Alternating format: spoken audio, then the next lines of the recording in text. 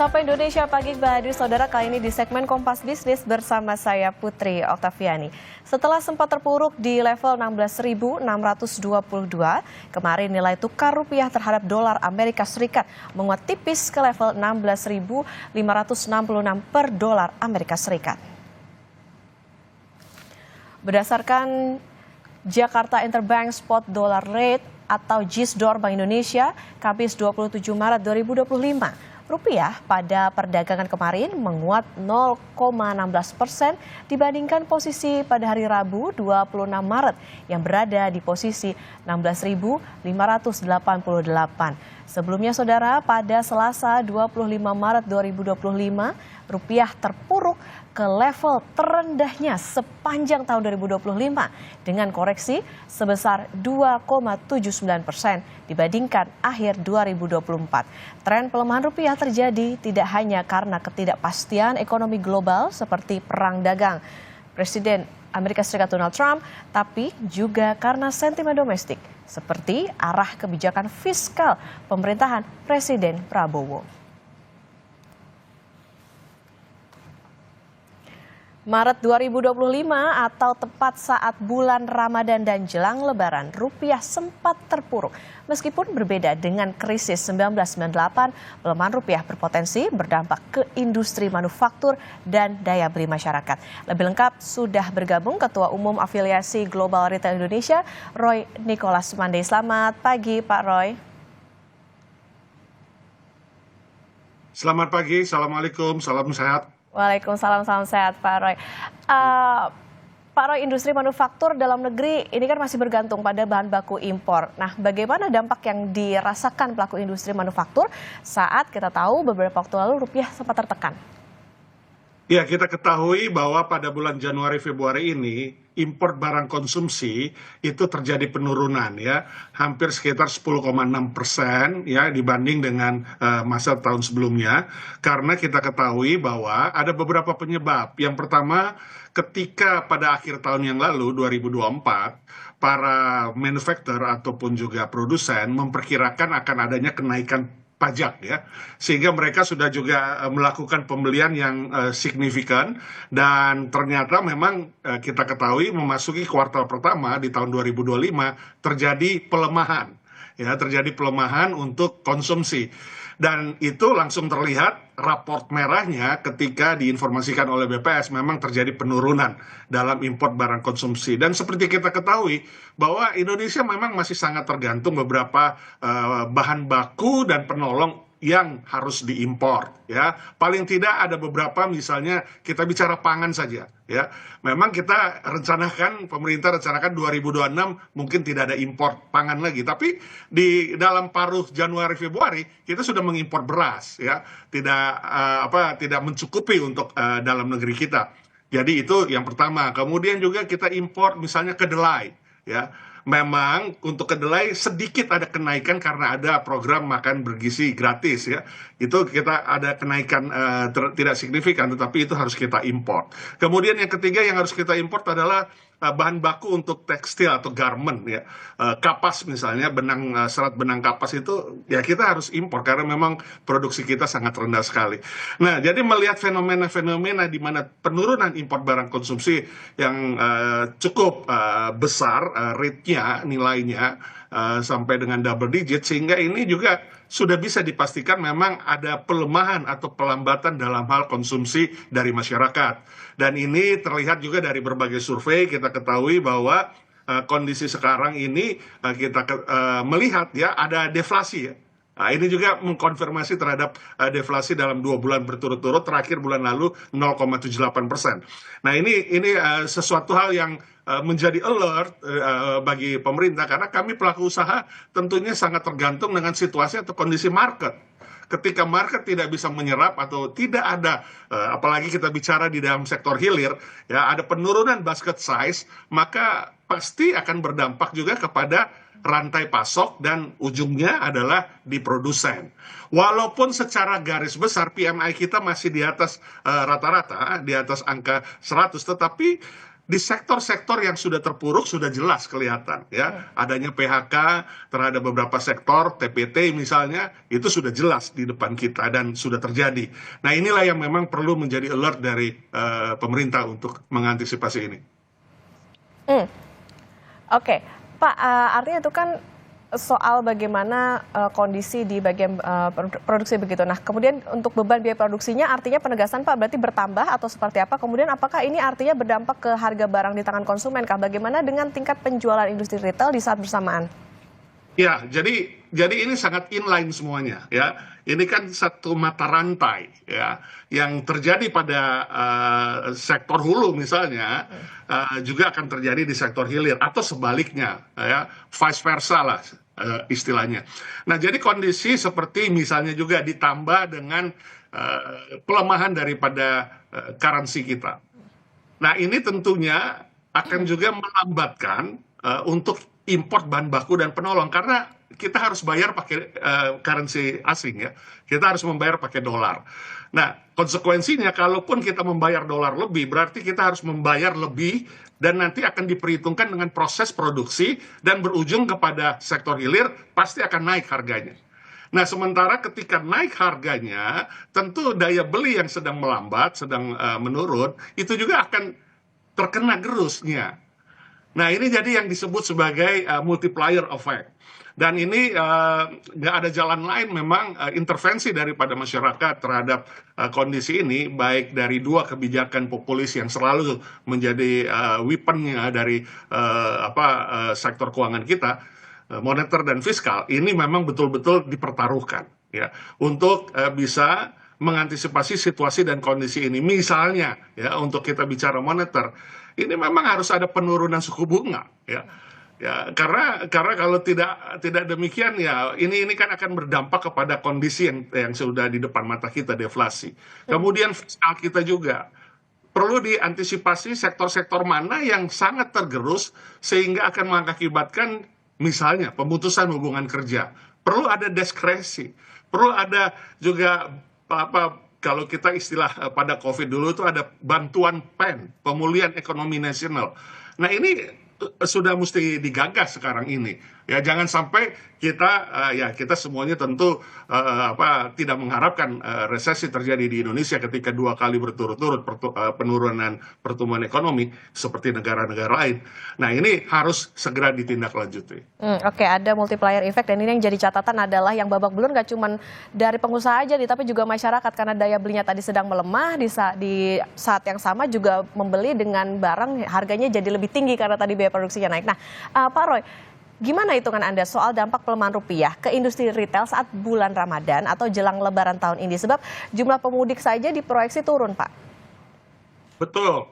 Jadi kita sudah dengar bahwa memang ada angka yang disebutkan oleh kementerian terkait, itu 24% penurunan ya. Nah, ini juga sebenarnya yang perlu dikaji ulang apakah yang disebut dengan misalnya ya, kita bicara dengan diskon-diskon yang terjadi saat ini, misalnya diskon tol, kemudian diskon airlines, dan lain sebagainya. Siapa pemakai penikmatnya dari diskon-diskon itu? Sementara kita ketahui dalam strata title sosial ekonomi status kita, piramid kita itu yang di sektor bawah, ya, sektor yang paling bawah, kemudian ke tengah, itu lebih kurang mengkontribusi hampir 68%. Nah, apakah mereka misalnya di saat mereka akan mudik, kemudian juga mereka juga satu sisi harus menabung karena melihat situasi yang berfluktuasi, mereka lebih bagus nggak usah mudik kan, sederhananya begitu. Dan ketika mereka nggak mudik, mereka juga pasti akan menahan belanja. Ya, karena mereka akan mengkontribusi dan itu sudah disurvei oleh beberapa lembaga bahwa ada sekitar 56-57% dari THR itu akan di-saving. Keputusan daripada responden ketika disurvei. Nah, ini semua berdampak juga ke retail akhirnya. Nah, ketika ada restraint mode dalam pembelanjaan, dan ini sudah terlihat beberapa informasi yang kami dapatkan bahwa basket size dari pembelanjaan masyarakat itu memang turun dari tahun lalu. Padahal kita sudah banyak serbuan, dalam arti serbuan diskon ya, ada Jumat Barokah, ada juga program promosi yang dikerjasamakan dengan manufaktur produsen. Tapi masalah daya beli itu bukan masalah karena ada diskon Ya, masalah daya beli itu adalah karena memang mereka mampu beli tanpa diskon, ya. Dan diskon ini kan memperparah margin daripada retail. Karena apa? Kita harus mengkontribusi dan itu mengurangi margin sehingga produktivitas akan rendah, nanti berdampak kepada kualitas dari korporasi, ya. Nah, ini untuk ekspansi dan lain sebagainya. Nah, ini tentunya tidak mudah untuk menyelesaikannya, tetapi kembali lagi perbaikan daya beli daripada masyarakat yang terkena PHK, yang mid levelnya turun, itu juga menjadi harapan kami pelaku usaha untuk segera diperbaiki. Ya, kewirausahaan harus segera dikembangkan, ya harus segera dilakukan. Bukan hanya angka-angka yang disebutkan bahwa PHK sekian, kemudian ini ada yang belum bayar THR. Itu semua adalah hanya tatanan-tatanan makeup aja di atas. Tapi dasar substansinya adalah kewirausahaan harus ditingkatkan sehingga daya beli itu bisa meningkat. Ya, ini faktor daya beli ini sangat menentukan juga untuk GDP kita, PDB kita, karena kita tahu bahwa Indonesia masih 52% dikontribusi oleh konsumsi rumah tangga. Nah, bagaimana kita mau berharap di 2-3 tahun atau akhir tahun 2029 kita sampai 8%?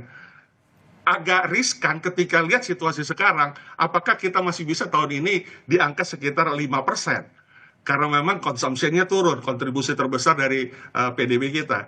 Nah, ini perlu dilihat secara holistik dan jangan lupa selalu harus ada contingency plan dan mengajak pelaku usaha untuk terlibat. Oke, ini jadi catatan bahwa tadi justru di retail ngasih diskon banyak nih Pak, tapi ya ini juga nggak bisa ngerek nih daya beli dari masyarakat. Kemudian juga ini tentunya berdampak kepada industri retail. Nah Pak, kalau misalnya semua mata rantai terganggu, tadi dikatakan tidak hanya produsen tapi juga konsumen, berapa persen sebetulnya kemungkinan PHK di sektor retail terjadi karena adanya kondisi seperti ini?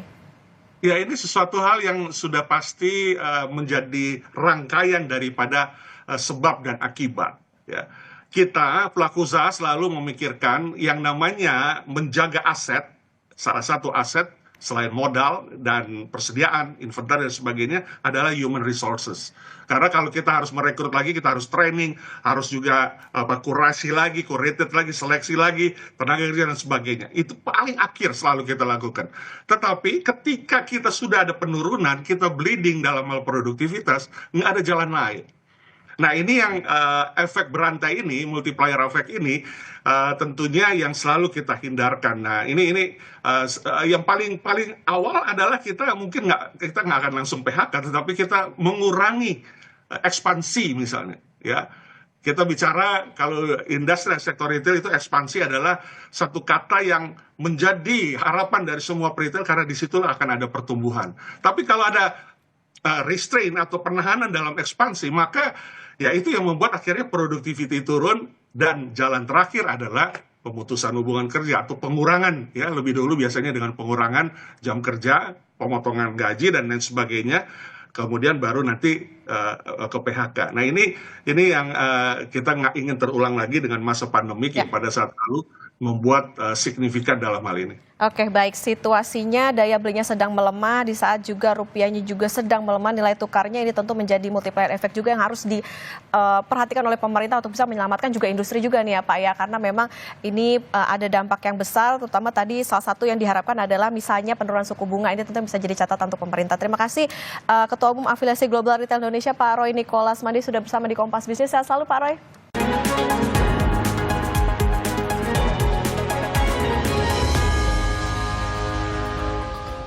Kompas Bisnis masih menemani Anda, Saudara. Ekonom mendesak Bank Indonesia agar menstabilkan nilai tukar rupiah.